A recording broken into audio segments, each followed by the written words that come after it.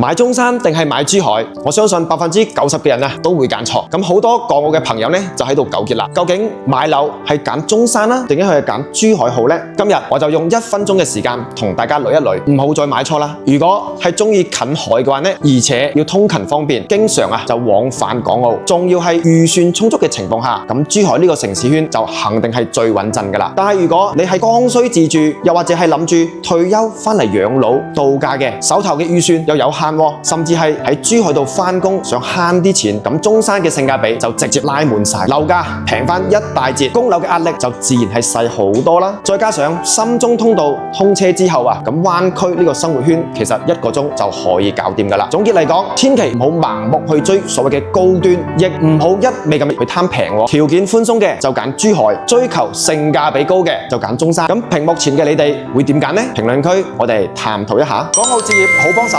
，Hanson幫你揾靚樓啊！記得點個 like，我哋下期再見，拜拜。